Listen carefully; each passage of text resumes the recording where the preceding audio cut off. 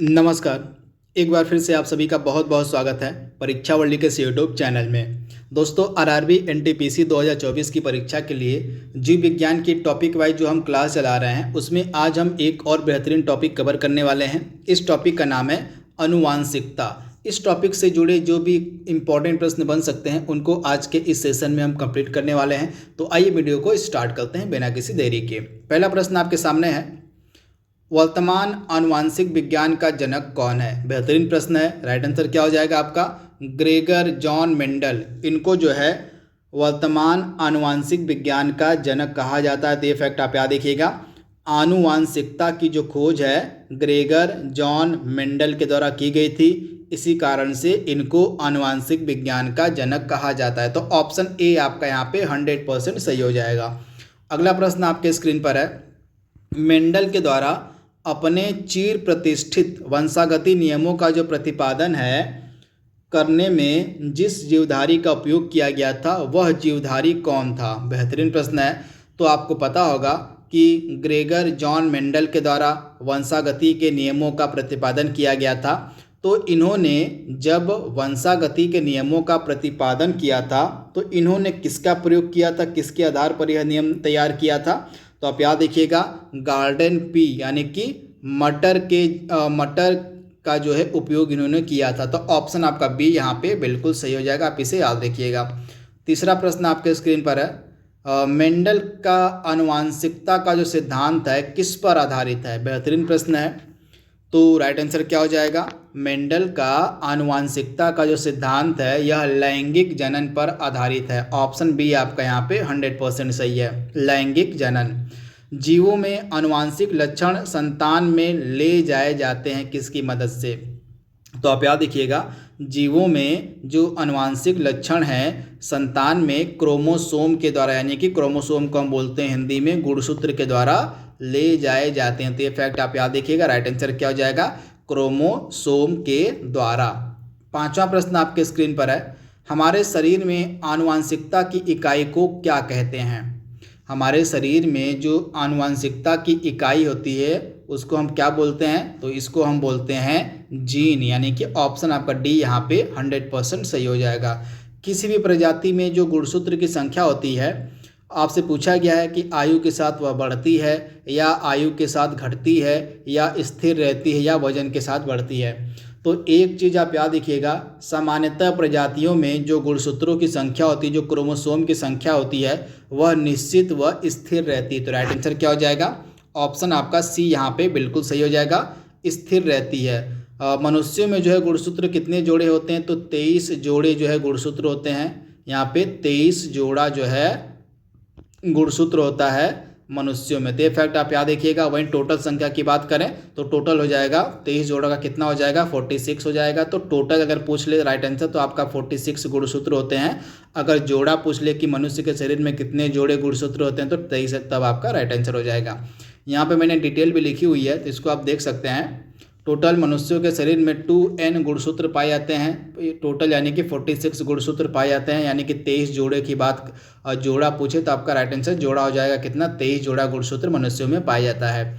और इसमें से 23 जोड़े गुणसूत्रों में से जो 22 जोड़े गुणसूत्र होते हैं स्त्री और पुरुषों में समान होते हैं, लेकिन जो 23वां जोड़ा गुणसूत्र होता है आपका स्त्री में XX होता है और पुरुषों में XY होता है। और यही जो 23वां जोड़ा गुणसूत्र होता है इसको हम लिंग गुणसूत्र के नाम से जानते हैं। इसी 23वें जोड़े के गुणसूत्र के कारण ही लिंग का निर्धारण होता है। तो ये फैक्ट आपको याद रखना है। तो दो चीज़ आपको याद रखनी है, जो मनुष्यों में 22 जोड़े गुणसूत्र होते हैं ये स्त्री और पुरुष में समान होते हैं, लेकिन 23वां जोड़ा जो गुणसूत्र होता है स्त्री में XX होता है और पुरुषों में XY होता है। और इसी 23वें जोड़े गुणसूत्र को ही हम लिंग गुणसूत्र कहते हैं, क्योंकि इसी 23वें जोड़े गुणसूत्र से ही लिंग का निर्धारण होता है। तो ये सारे फैक्ट आपको क्लियर कर लेने हैं, याद कर लेने हैं। अगला प्रश्न है, जीव कोशिकाओं में आनुवांशिकता लक्षणों के नियंत्रण में निम्नलिखित में से कौन सा उत्तरदायी है? बेहतरीन प्रश्न है। तो जीव कोशिकाओं में आनुवांशिक लक्षणों के नियंत्रण में निम्नलिखित में से कौन उत्तरदायी होता है? तो डीएनए होता है, यानी कि ऑप्शन आपका डी यहाँ पे बिल्कुल सही हो जाएगा, डीएनए। डीएनए में जो मौजूद शर्करा होती वो क्या होती है? तो आप याद रखिएगा, डीएनए में जो मौजूद शर्करा होती है उसको हम डीऑक्सीराइबोस बोलते हैं। क्या बोलते हैं? तो डीऑक्सीराइबोस, यानी कि ऑप्शन आपका बी यहाँ पे 100% सही हो जाएगा। तो इसके बारे में आपको याद रखना है, डीऑक्सीराइबोस। 9वां प्रश्न आपके स्क्रीन पर है, डीएनए की जो द्विकुंडलित संरचना है इसकी खोज किसके द्वारा की गई थी? यहाँ पे द्विकुंडलित संरचना की बात हो रही है, डबल हेलिकल स्ट्रक्चर की बात हो रही है। तो जब भी आपसे एग्जाम में पूछ ले कि डीएनए की जो डबल हेलिकल स्ट्रक्चर थी, यानी कि डीएनए की जो द्विकुंडलित संरचना थी, इसकी खोज किसके द्वारा की गई थी? तो दो वैज्ञानिकों के नाम आपको याद रखने हैं, जेम्स वाटसन तथा फ्रांसिस क्रिक। तो राइट आंसर क्या हो जाएगा? जेम्स वाटसन एवं फ्रांसिस क्रिक के द्वारा डीएनए की डबल हेलिकल स्ट्रक्चर, यानी कि डीएनए की द्विकुंडलित संरचना पेश की गई थी। तो ऑप्शन बी आपका बिल्कुल सही है। अगला प्रश्न आपके स्क्रीन पर है, राइबोजाइम्स क्या होते हैं? तो राइबोजाइम्स ये आरएनए होते हैं, यानी कि ऑप्शन आपका बी यहाँ पे बिल्कुल सही हो जाएगा, आरएनए होते हैं। 11वां प्रश्न आपके स्क्रीन पर है, डीएनए की पहचान सर्वप्रथम बार किसके द्वारा की गई थी? तो इन दोनों प्रश्नों में आपको कंफ्यूज नहीं होना है। यहाँ पे प्रश्न में पूछा गया है कि डीएनए के द्विकुंडलित संरचना की खोज किसने की थी? तो इसका आंसर आपका हो जाएगा जेम्स वाटसन एवं फ्रांसिस क्रिक। लेकिन सिर्फ यहाँ पे पूछा गया है कि सिर्फ डीएनए की जो पहचान है सर्वप्रथम बार किसके द्वारा की गई थी, तब यहाँ पे आंसर आपका दूसरा हो जाएगा, तब आपका आंसर हो जाएगा फ्रेडरिक मीसर। तो दोनों प्रश्न में आपको कन्फ्यूजन नहीं रखना है, राइट आंसर इसका क्या हो जाएगा? Friedrich Miescher. तो ये चीज़ आपको याद रखनी है, क्लियर कर लेनी है। तो फ्रेडरिक मीसर आपका राइट आंसर हो जाएगा। और डीएनए की जो द्विकुंडलित संरचना है सर्वप्रथम बार कब पेश की गई थी? तो मैंने आपको बताया था, जो डीएनए की द्विकुंडलित संरचना है इसको दो वैज्ञानिकों ने पेश किया था, जेम्स वाटसन तथा फ्रांसिस क्रिक ने। कब पेश किया था? तो 1953 में पेश किया था। और इसी खोज के लिए ही इन दोनों वैज्ञानिकों को 1962 में नोबेल पुरस्कार भी दिया गया था। तो ये सारे फैक्ट आपको याद रखने हैं। 13वां प्रश्न आपके सामने है, सजीवों के वे लक्षण जो एक पीढ़ी से दूसरी पीढ़ी में प्रसारित होते हैं वे क्या कहलाते हैं? बेहतरीन प्रश्न है। तो आप याद रखिएगा, सजीवों के वे लक्षण जो एक पीढ़ी से दूसरी पीढ़ी में प्रसारित होते हैं इनको हम आनुवांशिक लक्षण बोलते हैं। क्या बोलते हैं? इनको हम आनुवांशिक लक्षण बोलते हैं। तो एक चीज़ आप याद रखिएगा, ऑप्शन बी आपका बिल्कुल सही हो जाएगा। क्रोमोसोम नाम सर्वप्रथम बार किसने प्रस्तुत किया था? क्रोमोसोम नाम सर्वप्रथम बार किसने प्रस्तुत किया था? तो आप याद रखिएगा, वाल्डेयर नामक वैज्ञानिक ने सर्वप्रथम बार 1888 में जो है क्रोमोसोम नाम प्रतिपादित किया था। तो ऑप्शन सी आपका यहाँ पे सही दिया गया है। 15वां प्रश्न आपके स्क्रीन पर है, क्रोमोसोम किसके बने होते हैं? जो क्रोमोसोम होते हैं ये किसके बने होते हैं? तो राइट आंसर क्या हो जाएगा? क्रोमोसोम जो है यह बने होते न्यूक्लियो प्रोटीन से, यानी कि ऑप्शन डी आपका यहाँ पे 100% सही है, न्यूक्लियो प्रोटीन से। क्रोमोसोम की संरचना में कौन कौन भाग लेते हैं? तो क्रोमोसोम की संरचना में डीएनए व प्रोटीन भाग लेते हैं। ऑप्शन आपका यहाँ पे ए जो है बिल्कुल सही हो जाएगा, डीएनए व प्रोटीन जो है क्रोमोसोम की संरचना में भाग लेते हैं। तो ये चीज़ आपको याद रखनी है। 17वां प्रश्न आपके स्क्रीन पर है, महाद्वीप जहां मानव से संबंधित जीवाश्म सबसे अधिक मिलते हैं या सर्वप्रथम मानव उत्पत्ति वाला महाद्वीप पूछा गया कि कौन सा है? तो दोनों का राइट आंसर क्या हो जाएगा? अफ्रीका महाद्वीप। इस यहाँ से ही जो है सर्वप्रथम बार मानव की उत्पत्ति हुई थी, ऐसा माना जाता है। तो ऑप्शन आपका सी यहाँ पे बिल्कुल सही हो जाएगा, ऑप्शन सी अफ्रीका महाद्वीप। जीन शब्द किसने दिया था?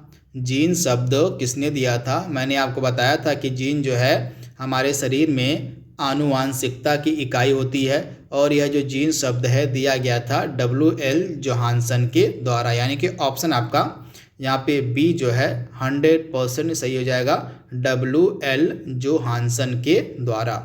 आज के सेशन का 19वां प्रश्न आपके सामने है, आनुवांशिक सूचना का डीएनए से आरएनए का प्रवाह क्या कहलाता है? तो आनुवांशिक सूचना का डीएनए से आरएनए का जो प्रवाह होता है इसको हम बोलते हैं ट्रांसक्रिप्शन या अनुलेखन। ऑप्शन ए आपका बिल्कुल सही हो जाएगा। आप इसे याद रखिएगा, आनुवांशिक सूचना का डीएनए से आरएनए की ओर जो प्रवाह होता है इसको हम बोलते हैं अनुलेखन या ट्रांसक्रिप्शन। तो ये फैक्ट आपको याद रखना है।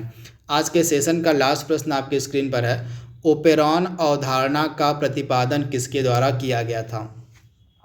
तो ओपेरॉन अवधारणा का जो प्रतिपादन है यह किसके द्वारा किया गया था? तो जैकब एवं मोनार्ड के द्वारा। तो ये नाम आप याद रखिएगा, जैकब एवं मोनार्ड नामक ये दो वैज्ञानिक थे, इन्हीं के द्वारा ओपेरॉन अवधारणा का जो है प्रतिपादन किया गया था। तो ये फैक्ट आप याद रखिएगा, इम्पॉर्टेंट है। इसके अलावा बीडल और टैटम, यहाँ पे आप देख पा रहे हैं, यहाँ पे इस प्रकार होगा बीडल व टैटम। तो इन दो वैज्ञानिकों के द्वारा किस अवधारणा को दिया गया था? तो बीडल और टैटम ने जो है दिया था एक जीन एक एंजाइम की अवधारणा। तो इसे भी आप याद कर लीजिएगा, बीडल एवं टैटम के द्वारा एक जीन एक एंजाइम की अवधारणा का जो सिद्धांत था वह प्रतिपादित किया गया था। इसके अलावा जो ह्यूगो डी व्रीज था, एक चीज़ और एग्जाम में पूछी जाती है, उत्परिवर्तन का सिद्धांत। उत्परिवर्तन का जो सिद्धांत है यह किसके द्वारा दिया गया था? तो उत्परिवर्तन का जो सिद्धांत है ह्यूगो डी व्रीज के द्वारा। इस प्रकार से लिखा आएगा, ह्यूगो डी व्रीज। तो ह्यूगो डी व्रीज के द्वारा जो है उत्परिवर्तन का सिद्धांत दिया गया था। तो इनके बारे में आपको याद रखना है। फिर से मैं आपको बता दे रहा हूँ, ओपेरॉन अवधारणा का जो प्रतिपादन किया गया था जैकब एवं मोनार्ड नामक वैज्ञानिक के द्वारा, वहीं बीडल एवं टैटम नामक वैज्ञानिक के द्वारा एक जीन एक एंजाइम की अवधारणा का जो सिद्धांत है वह दिया गया था। इसके अलावा उत्परिवर्तन का जो सिद्धांत है यह दिया गया था ह्यूगो डी व्रीज नामक वैज्ञानिक के द्वारा। तो इन सारी चीज़ों को आपको याद रखनी है। तो इस प्रकार से इस टॉपिक से 20 बेहतरीन प्रश्न बन सकते थे, उनको मैंने आपको बता दिया है। इनसे रिलेटेड जो भी इम्पोर्टेंट इन्फॉर्मेशन बन सकती थी उसको भी मैंने आपको दे दिया है। तो आज के लिए बस इतना ही। एक नए टॉपिक के साथ जल्दी ही आपसे मुलाकात होगी। तब तक के लिए thank you, thanks for watching, thank you.